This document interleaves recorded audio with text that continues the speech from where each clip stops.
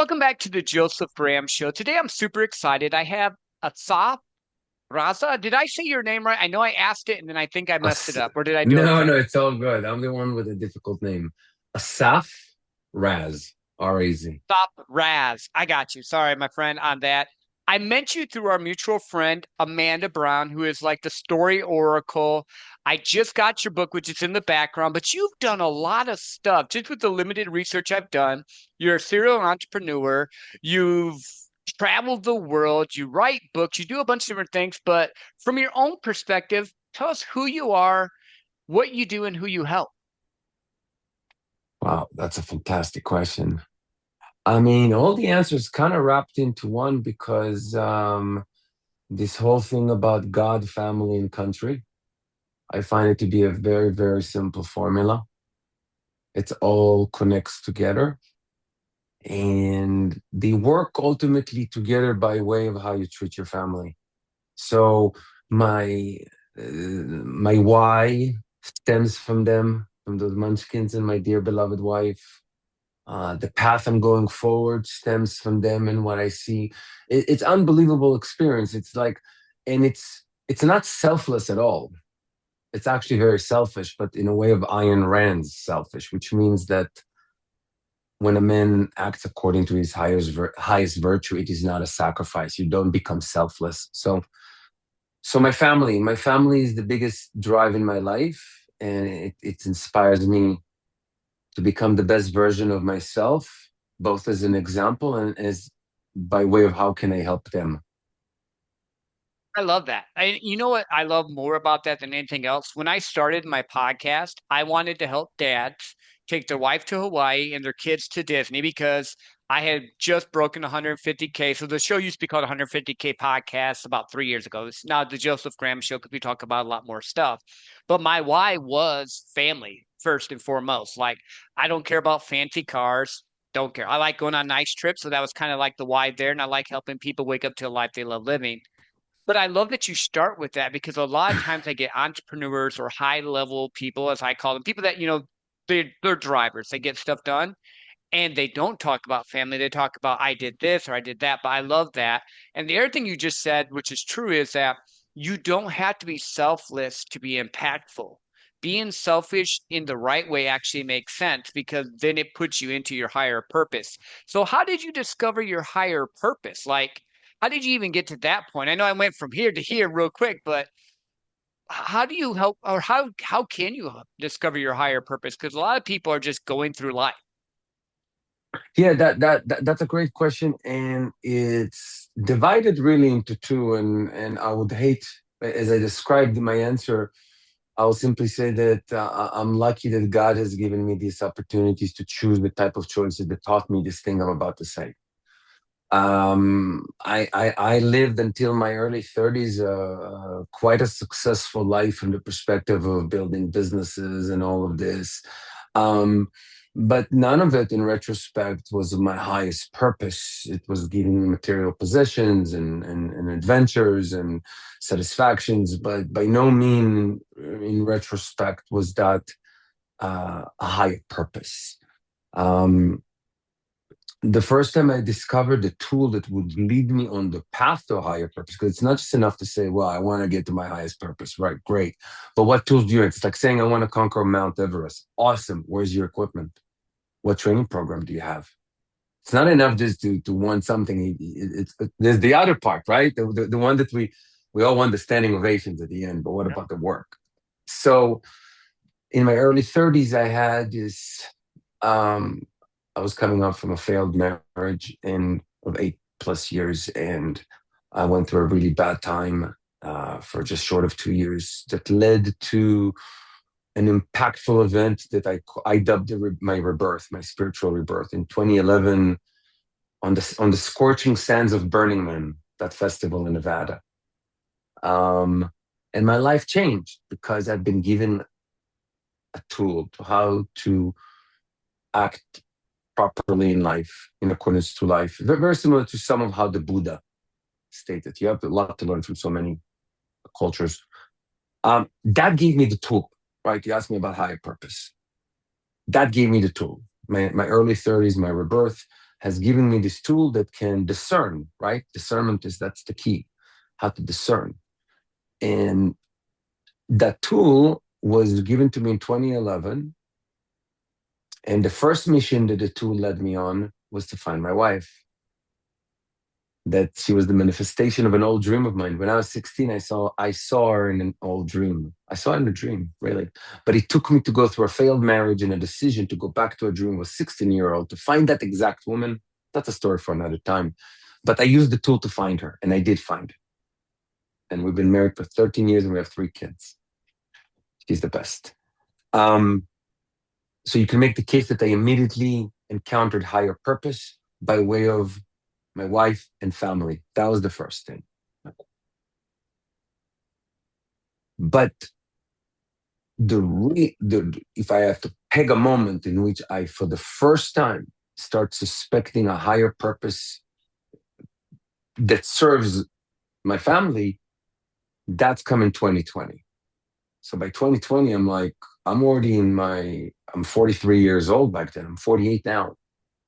So you can make the case I'm not a fast bloomer with regards to finding your highest purpose. So I guess to answer your question, it's a matter of learning the tool, and then when life comes around, you have a choice, and then that highest purpose of yours is being revealed to you.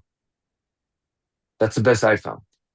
No, I love that. So there's a couple of different things here that I was thinking of, and I want to go back to the one, but first, I'm 48 as well, and I don't think there's I think you find your purpose when it's time for you to find your purpose. Because when I was younger, in my 20s, I was just working in a factory thinking I was going to do one thing. I got laid off and I got thrown into sales thinking, oh crap, I'm going to do this for a half a minute. And now, 20 some years later, I love it because I help people solve problems and I get to talk with CEOs of multi-million dollar companies. So for me, I get a kick out of it. It works good. But if you would have said to the 20-year-old that I would be doing this, I'm like, there's no way I'm going to be talking to anyone like that. It just didn't click in my head. I think you have to be ready for the purpose to come to you. And I think the stuff you went through prepared you so that you would be able to get the manifestation of the dream at 16, because we all have dreams, but sometimes we get off path, every one of us, which is fine. It's perfect. I'm intrigued because I've had friends go to Burning Man. I've not gone. You said at Burning Man, which a lot of people think it's just a big party rave. Other people think it's a very big spiritual experience. What you said that you had the purpose, you found the purpose there. Was it why you were like, do how did you find purpose at Burning Man? That's just that popped out at me because I've not had someone say I went to Burning Man and I found my life purpose, or like I had that epiphany there. So I'm intrigued by that. Okay. I actually, my first book that I did, my first stint writing, is actually a quick book about that. It's like a spiritual, I call it the spiritual action book. It's called Rite of Passage. Um, so basically, uh, about Burning Man. So Burning Man has two faces. Now, the Burning Man that I speak of is circa up to 2011. Since then, I've never gone again. I went 4 years in a row. 2011 was the last one. I knew it could probably be the last one in my life. What I'm about to speak is about my period of Burning Man. Burning Man today could be completely different. But I went for 4 consecutive years. In the first 3 years, you can make a case of the first 3.5 cases. I view Burning Man as the party that it is. You, the face of Burning Man equated with Saturday and the burning of the men. 95% of us waited for Saturday. But you also knew that there's some people that wait for Sunday, and Sunday is when the temple's being burnt. The temple is always the structure out in the desert about a mile off the main camp, right? When I started coming to Burning Man, everybody said there's like this temple over the dunes. So, you go, okay, let's go see that temple, right? You go there and you find this sad place. It's beautifully, artistically, it's very pleasing architecturally each year. It's kind of sad, but walk quietly. I was like, what the hell? There's no parties here. Let's go back to the main camp. Da, da, da. Yep. So that's For 3 years, that's the face of Burning Man. Now, listen, I kind of cheapened it. Of course, there's much more than that: friendships, experiences, da da da da da, music. I used to be a DJ for many years, so for me, Oh, Burning nice. Man was also, yeah. I used to play electronic music like trance. Oh, very cool. Very cool. So, but by the fourth Burning Man, I discovered a whole new layer of Burning Man, and everything went upside down.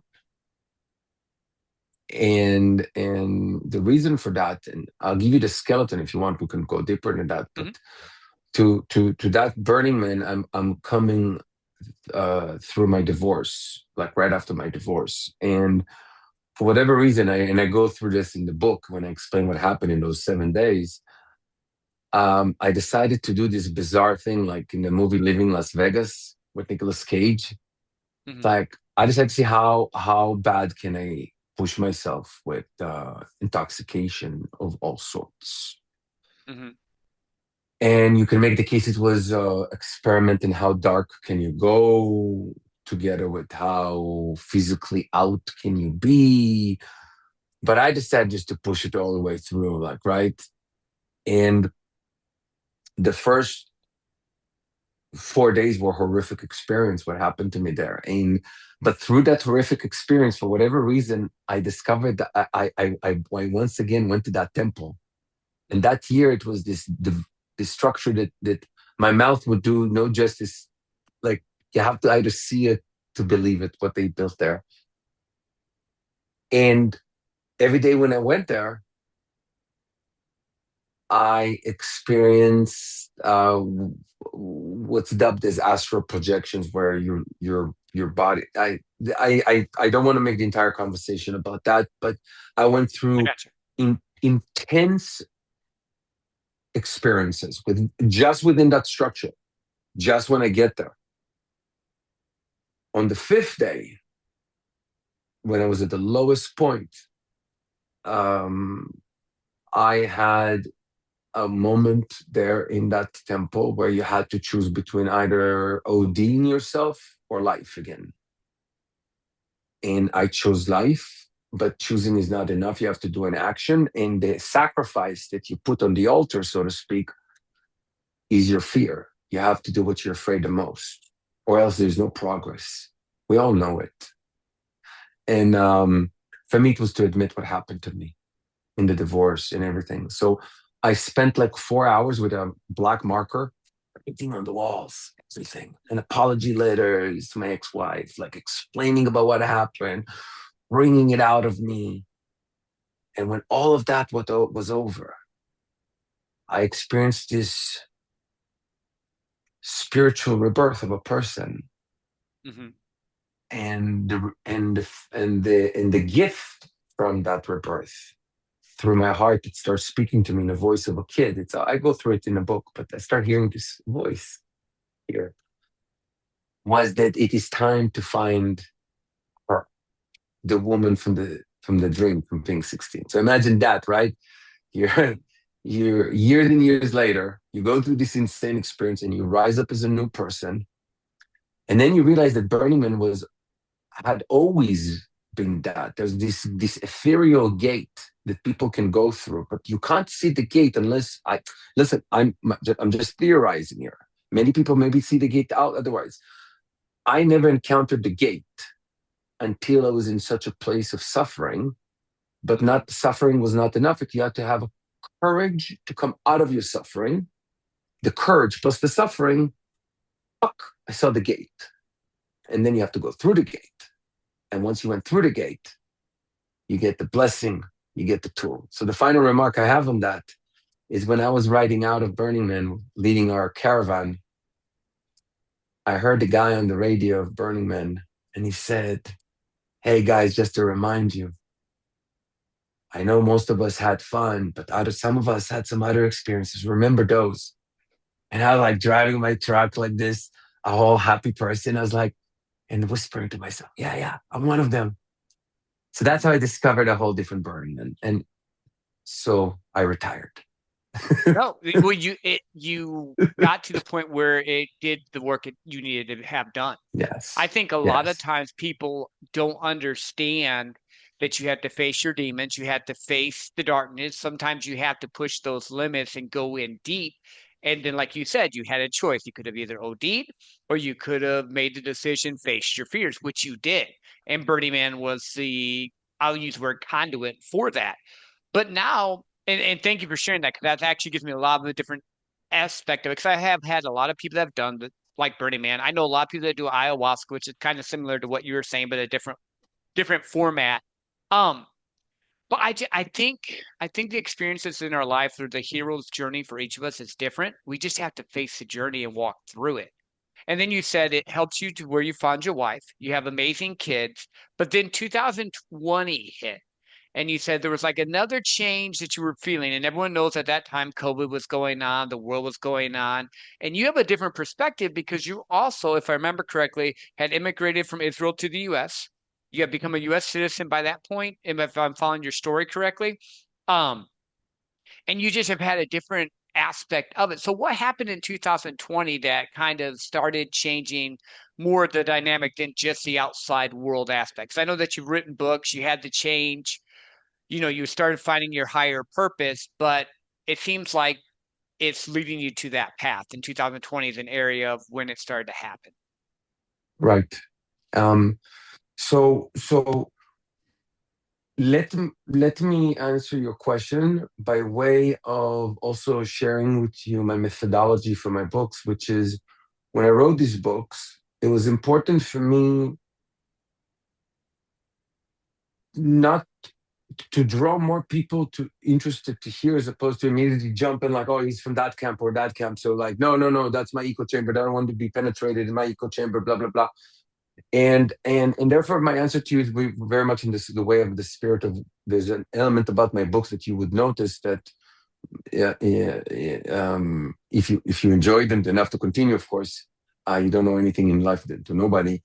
Um, is that I broke away from all the isms, racism, all the isms because I wanted you to focus on very specific isms, which is individualism versus collectivism, freedom versus tyranny. And I wanted to draw more people to that and away from their little camps and identities for a second.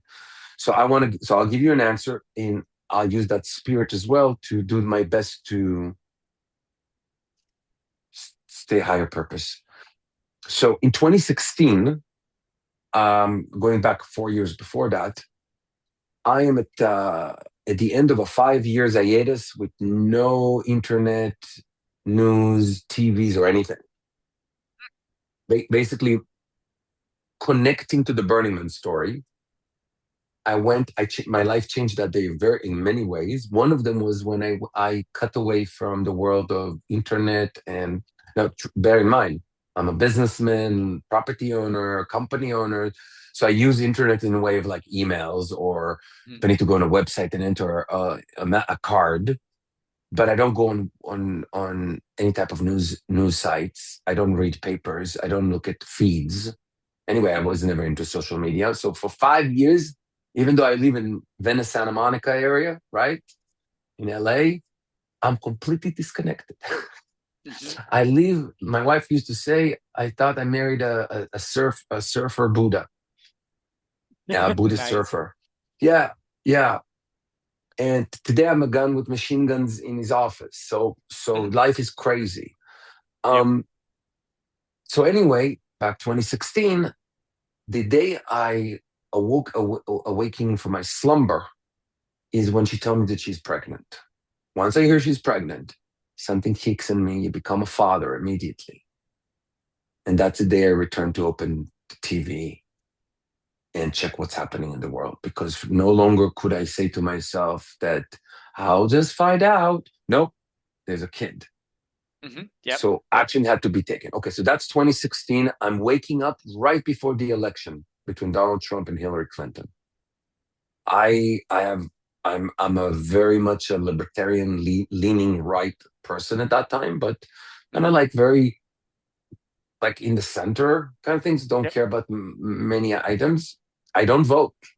I don't even vote back then. don't care to vote. But then during 2016, two more events happening. So the first one is my son is born. Second of all, second of all is the election. And even though I don't participate in it, I'm start noticing some very troubling methods being used in this political warfare between left and right. And I'm start getting concerned about some of the items that I see. And the third thing was Professor Jordan Peterson. Love him. I saw this crazy dude with his suit in that Rebel video that he's trying to explain to people in his university about freedom of speech, and they drown in him with speakers. And Hmm. he's begging them to listen, that this is not okay. And I was like, what the hell? Who's this guy? All these things are happening to me at 2016. At 2016, I'm start like, okay, what's happening? I'm start like input. Kid is coming. Okay. Fast forward to 2020. You can make the case that by 2020, I'm following events. I believe that the father need to always be ready to protect his family. So I'm various things that I do, but I'm still not in any way mobilized. When 2020 hits, call it the fact that I read too much sci-fi and zombie literature. My spidey senses were going off the chart in 2020. Hmm. Because, and listen, live and let live. Everybody has got your own opinion. But I wasn't buying the COVID regime or the COVID tyranny whatsoever. From the first moment, there was something very awfully wrong. Something was stinking in Denmark. Bad. There was something completely different happening in front of our eyes. And everything I know about history told me, watch, open your eyes, this is bad. Hmm. So we own a restaurant in a very good place in over there. And I told my partners in June, sorry, not June, so I'm sorry, in like January 2020. So like everything shuts down in March. January Hmm. 2020, I'm already telling my partners, listen, we need to be ready that they're going to shut us down and we're going to have to serve people like this and that. So I'm making a plan and everybody like, you're crazy. Then in February, I'm like, we need to barricade the restaurant. And I was like, what are you doing? I'm like, no, you don't get it. When you start locking, if they're going to start locking people down, it's going to be like Tinder. Somebody's going to want to light this thing up. You don't want to be on the line to Home Depot trying to find plywood. Something is wrong. I managed to convince them in February before the riots. So when the rioters came and sacked all the stores around us, our bunker held. Nothing happened to us, and my employees were evacuated. But I've seen in front of my eyes how city officials have ordered the police to stand down and let assholes Hmm. destroy other people's property. I've seen things in 2020 that made me like, what the hell is happening here? The worst was, of course, the worst for me. And that's the moment when I'm finding my highest purpose. Like when I'm start finding, okay, so to get on a segue, at that point, I'm 3 years into writing this Roman time military sci-fi book. Doesn't matter. For 3 years, Human I was history already in. nuts. Sorry, you I was. caught me there. Like, I know because just I didn't want to add too much on the thing, but just know that yep, yep. along the side, doing all this, I've been typing away at this crazy story about Roman and sci-fi during centered around the Ninth Legion, the Legion that disappeared in North Hmm. Britain, the Yep, yep. famous Ninth Legion. There's even movies about it. And then comes May 31st, 2020, and the rioters are sieging on my neighborhood. That night, I had my gun out. I never had it out with the magazines full, and I sat down to stay up the night. There were shootings around my property, fires. A woman was raped just outside of like I could see on the Citizen app. The whole place was surrendered to the rioters. Mm, And was each of us had just had to protect his own family and hope that he's not going to be, I don't know, home invaded or whatever. That was the night where I felt that in the United States of America, I've been forsaken by the government, by the local government, I should say, because of the federalist system. I do not put this on the feds, but the local government has decided to abdicate it thought that it can enforce a curfew for Corona. Oh yeah, the curfew, the lockdown was on. But if you were writing for George Floyd, oh, the streets are yours. And I saw it live. Nobody can bullshit me. mhm, Like people like some people said like lived experience. Well, I'm a lived experience. I've seen it, and I've seen the cops admitting to me that they've been told to order to stand down and let them do it. It's true. It happened. mhm, That night, my mind was fracturing in what to do. I cannot sit and wait. So the vision came. You have to do something about it. I received this vision. I had to tunnel this vision into how can I help people never forget what happened in 2020. Since my favorite biblical story is the one with that prophet that makes King David judge himself with the lamb. You know that story with the lamb, right?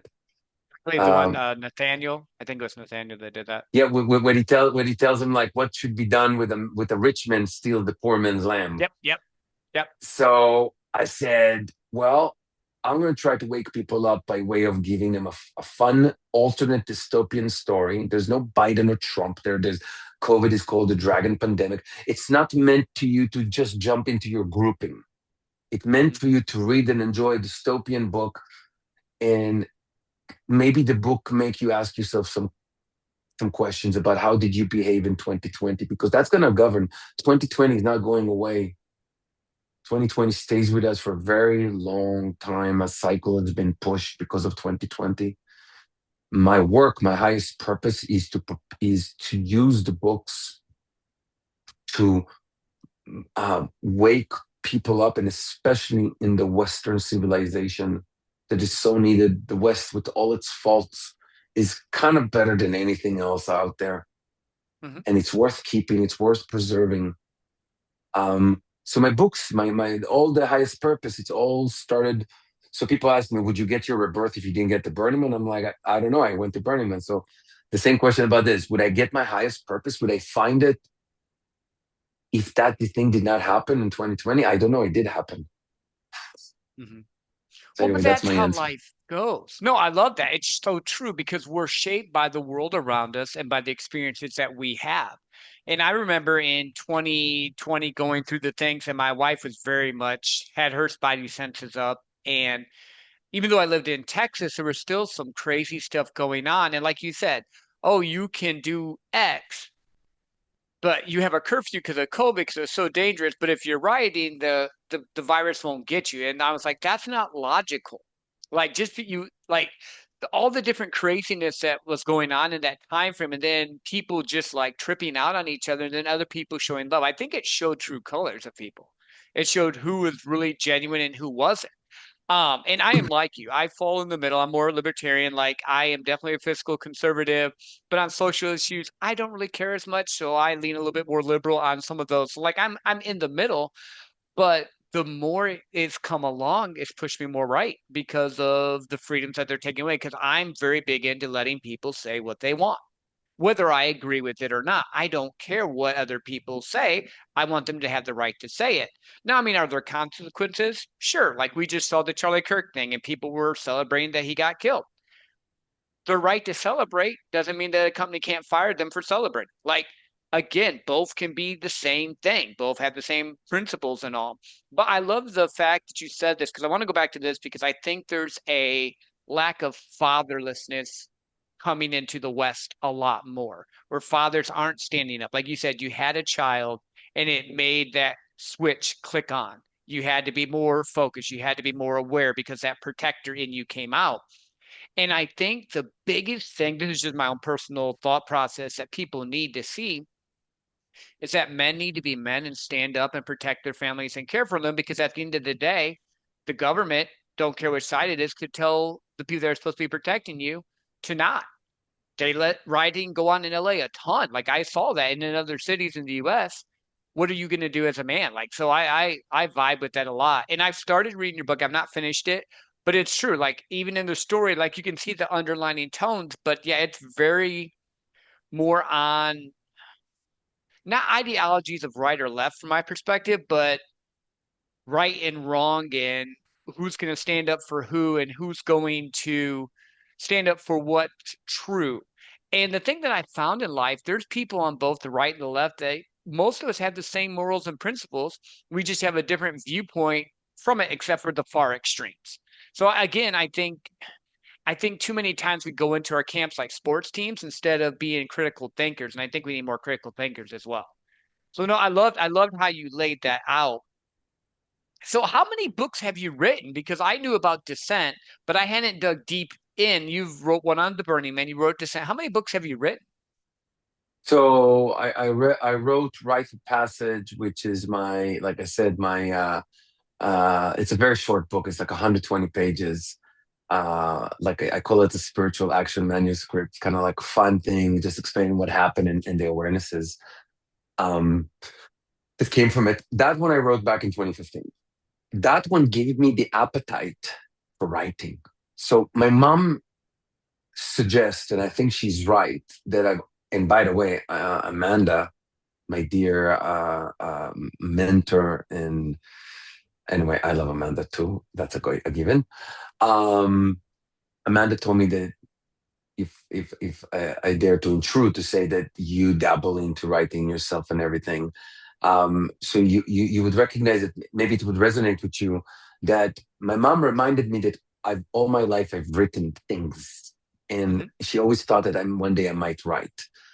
I think she's right. No pun intended, using the word so many times. So, but that thing I did in 2015 gave me this little wow. Oh my God, it's actually really a lot of fun. So Hmm. then I jump into this project, the Roman project, and I made a great now. In and also in a few years before that, I wrote a few scripts as well. So I've done those things too. Um, but there's this amazing book called Story by Robert McKee. Unbelievable book. Every writer should read that book. And Robert explains the difference between the two methods, right? There's two methods of writing eventually. There's the inside out and the outside in. Most of us just jump into to write. Johnny got into the room and saw the blue bird.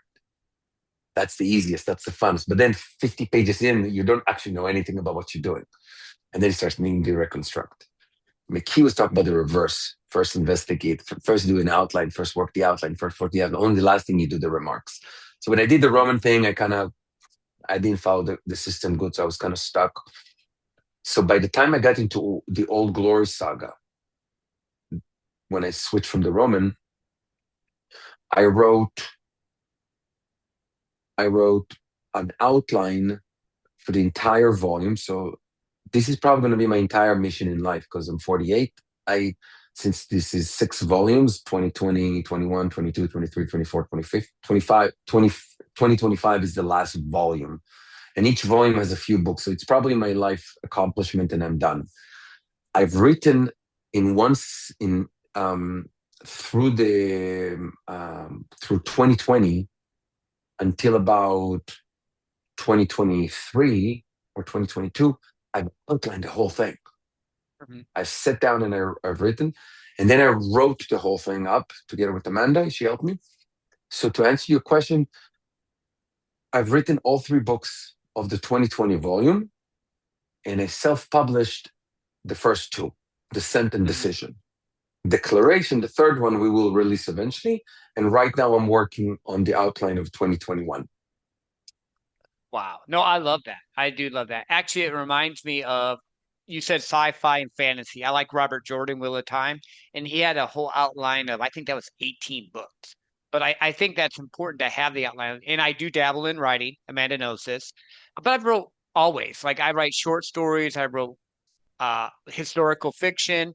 And right now, after talking to her, I have another one I just started writing because it just came to me. and it's just a complete fantasy epic that I might write. Well, I am writing. I haven't released yet. I literally just started that one, but I've always loved writing. But I do fiction and nonfiction. I I think for me, my purpose in a lot of ways is to be a voice, but to offer other people a voice with like my show, or to encourage other people to step out and live a life they want to live. No rules. Like I love that aspect. Not, well, to be successful, you have to be a multimillionaire. No, to be successful, you have to be what success is defined to you. Now, can you be a multimillionaire? Yeah, I have a bunch of friends that are millionaires. It's great. I have a bunch of friends that don't make 100,000. They're happy too. What is it that makes you fulfilled? So I love that. Um, Writing is such a tricky thing, though. So I'm going to ask you, because you are a writer, when you write, because this is what happens to me, and it might just be different for everyone. I almost hear and see the story in my head and just write it out like someone's whispering in my ear the story. And you said you had a voice whisper to you a little bit. So when you're writing, is that the same way, or do you just picture the format? How does it come to you? Because I'm intrigued by that. So only with the Old Glory saga, I began a whole new system. And the way it works is that I start with an outline of, so my system is built in layers. In the first system, I will outline the book from 50,000 feet, right? Not Hmm. scenes, but rather in Act One, Johnny finds the blue ball. By Act Two, we discover that the blue ball is really red. By Act Three, Johnny discovered that he always wanted the triangle that was sitting on the bench. Hmm. Whatever. Okay. Then I go to the next level of my system, and I now break it down to scenes. And I would outline in each scene what actually happens to it. In this scene, this happened. In this scene, this happened. And I spend a lot of time. It's like a mathematical organization to make sure everything matches. That one plus one on the other side, it's equal on everything. So I track things, and I get to a point that is this bunched up outline down to scenes, very similar to screenwriting system because I used to Hmm. do some screenwriting. So you imagine a mash between a script and an outline for a book. It's almost Hmm. like it's almost like bring it to a script level. Maybe that would That makes be sense. easy. And then, and only then, I do the actual writing. So, Hmm. to answer your question, by the time that I sit down with the keyboard to write about Johnny, give him life, that morning, I take from the outline and do a copy. What is that scene? I do paste in the bottom. I have it from it's almost like the GPS, right? Where the car Hmm. going. And now you're gonna drive. But the GPS tells you this whole thing. So the scene is there. And now because I don't have to think, oh, will that fit if I do this? Since I spent so much time on outlining this baby and making sure that everything buttoned up, I can trust the outline. I let the fingers loose on the keyboard. And like you said yourself, I just see it now because I already see the outline and I just let the word, I let it out because at that time it's just a matter of singing on notes, right? Hmm. If you're an instrument, like you play an instrument, so if you have the notes in front of you and the music comes out, Hmm. that's how it works for me. No, I And it love that. just Like when, yeah. it just flows naturally at that point. Mhm. No, I think that's great. I think it's one of those things that finding the way it works for you flows with it. Like one short story I did, and I mentioned this on my buddy Brian podcast, was supposed to be about a Viking raid. I was watching the show The Last King. I'm like, oh, I got interested in it. So I was like, I was just gonna write on a Viking raid for fun.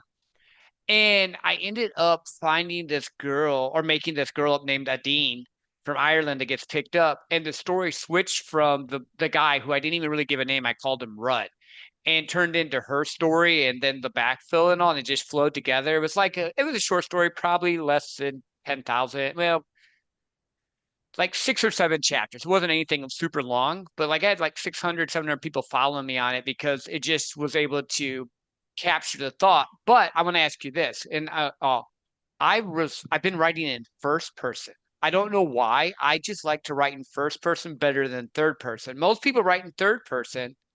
So I had done that, but this new story I'm doing now, it's shifted on me. Now I'm actually writing in third person and changing it up. It's like I've opened up a different pool, which is funny to me because I've always just wrote in first person and now I'm writing in third person. So it's just kind of a little interesting shift with the new story I have that I haven't released any information on yet. But I don't know. It's intriguing to me how different things come to you and how like I'll hear certain music or something and I can just open them and just like stories will come out. And then I understand what you're talking about having an outline and a plan. But normally for me first, I start the story with them. I figure out who this person is, and then I build an outline around it. I'm not saying it's right or wrong. It's just kind of how it's worked for me.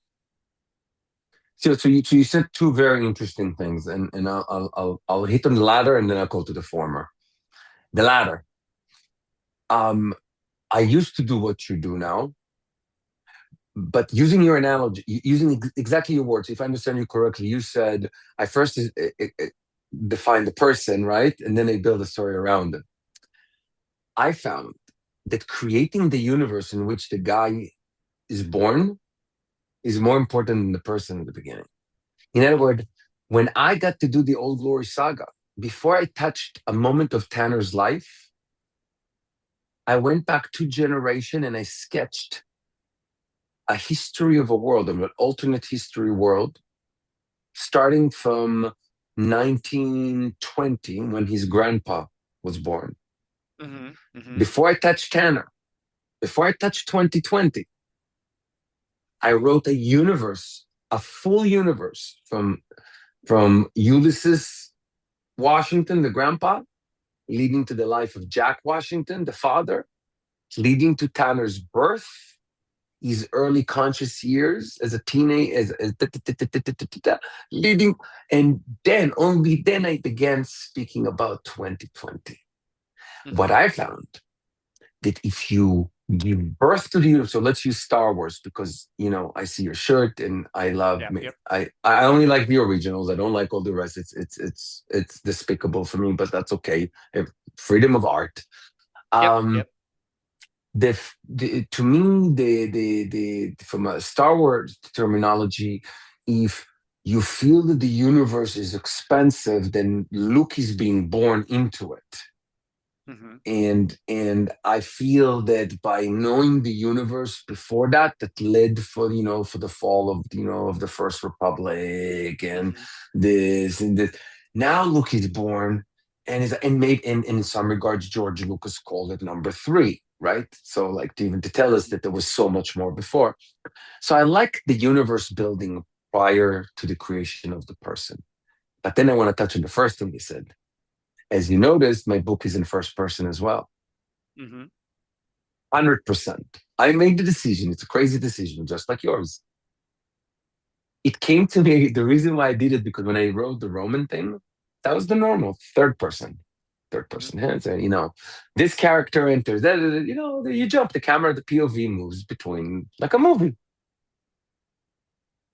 But I had this inkling that I'm going to do this crazy thing of writing a whole saga Mm-hmm. from the perspective of one person. And that's very dangerous because if he's annoying, the reader is over because he Mm-hmm. can't skip to a character he likes more. I mean, like, Right, how right. many of us skipped an annoying character? It's like, I can't hear that character. I just can't Mm-hmm. hear her. And then you move a few pages. If you Yep. don't like Tanner, it's over. So it takes a lot of bravery. It's so difficult, but it's very rewarding if you if your readers end up liking your books. The satisfaction is immense Mm-hmm. because writing in first person brings you to a level of identification with a character that third person can never ever reach. Mm-hmm. So kudos to you that you chose that. I think it's very brave. Well, you know what it is? I've always been into history. And when I was younger, I used to, for extra points in college, you could write a short story or whatever. And I always would write in first person because I was always visualizing that historical event in their eyes. Like they went on the Crusades and how he was having conflict with what the church was telling him and what he was seeing happen. And at the end, he goes, I know our souls are damned because he's like viewing it through the experiences of his eyes.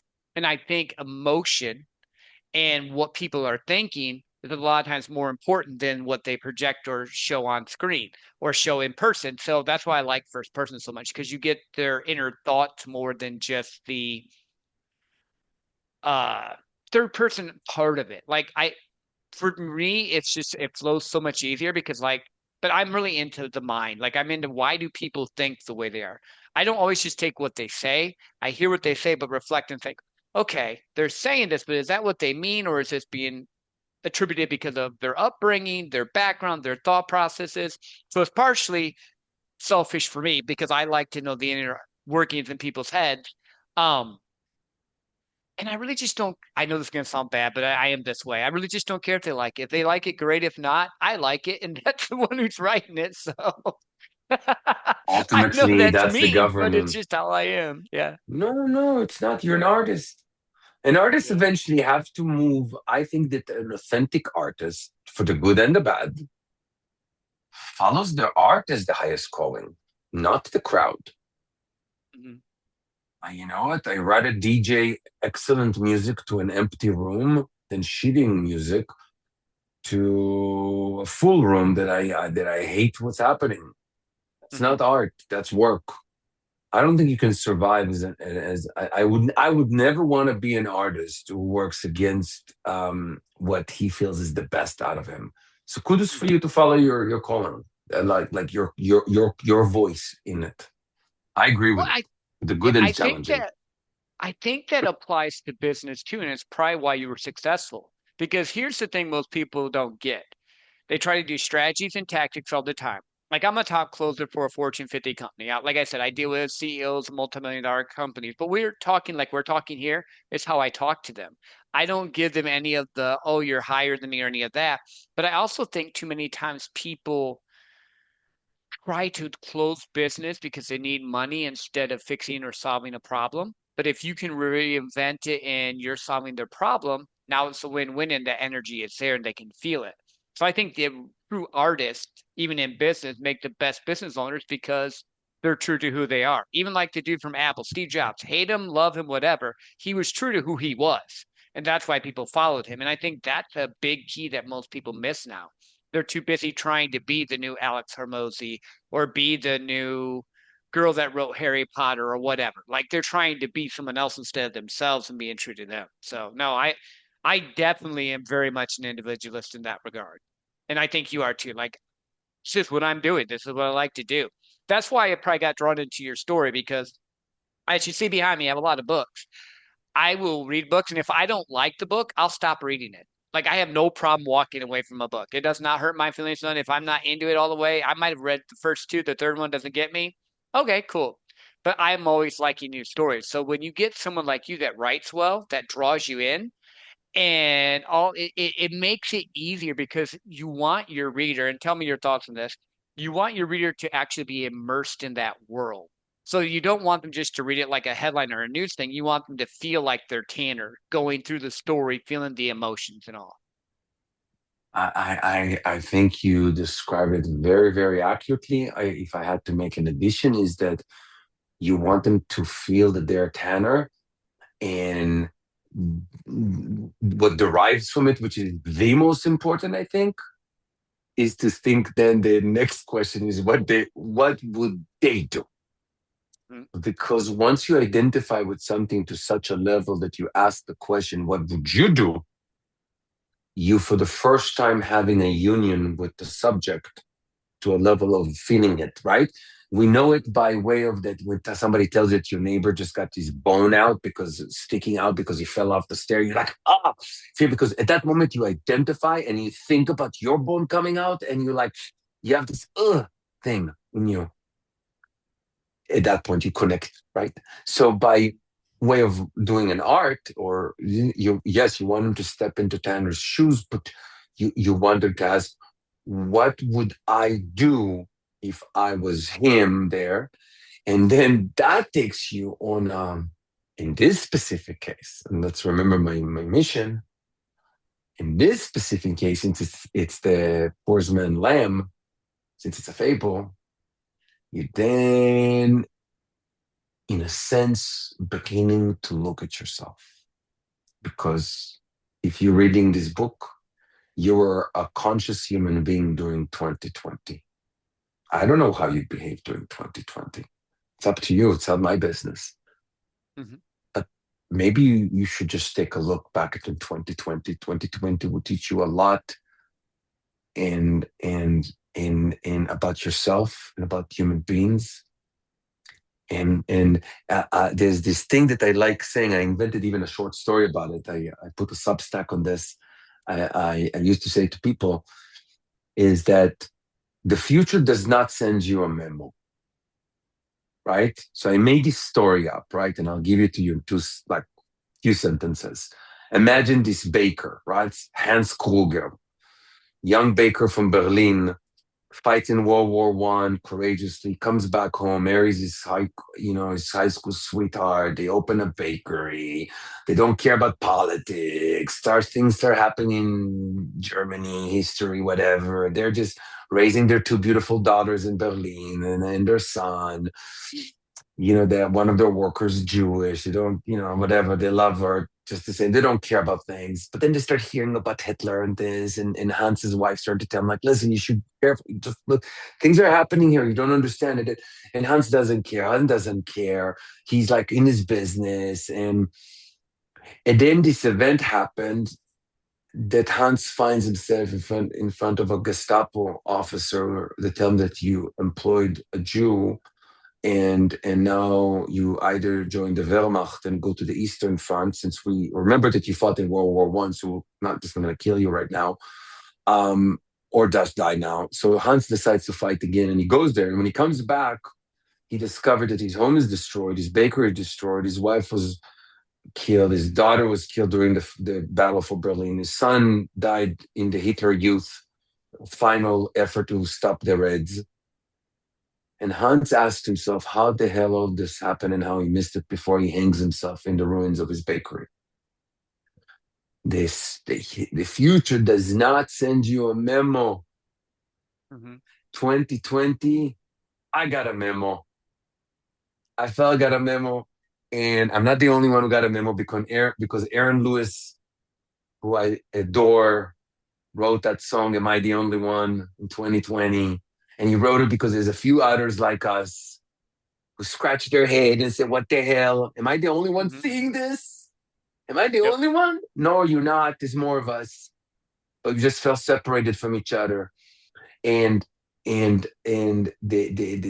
key is that since the future does not send you a memo, you have to ask yourself some tough questions every day.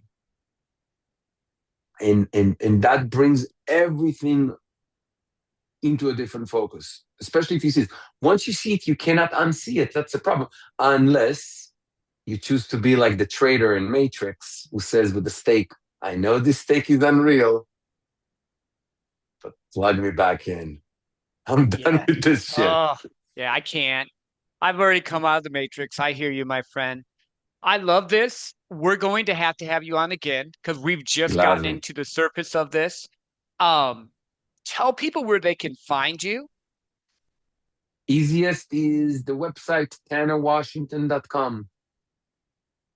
That Awesome. is And we'll it has all the links, but there's like tannerwashington.com shows everything. perfect. And we will definitely put that in the show notes. I have loved this conversation. We are definitely going to have you back Same. on, and we'll be talking more because I am working with Amanda. I eventually will probably will release a book. I'm working on different things with that because it just keeps coming back up, and I'm a pretty smart guy. Once I keep having something come back up, I'm like, well, I might as well just do it. So I appreciate you. And like you said, Likewise. the universe does not send you a memo. Be aware and understand that each one of us has different things in our life, whether it's 2020, Berlin during Hitler, or whatever, that we have to make a decision on. Are we going to choose to do the right thing, or are we going to follow the crowd and pretend we didn't understand? Because the choice is in front of you. It's up to you to decide if you're going to make the right one or just be controlled by the masses that really don't care about you. Because at the end of the day, it's about what you choose to do that you'll be judged by. So until next time, go and make right choices. And we'll talk soon.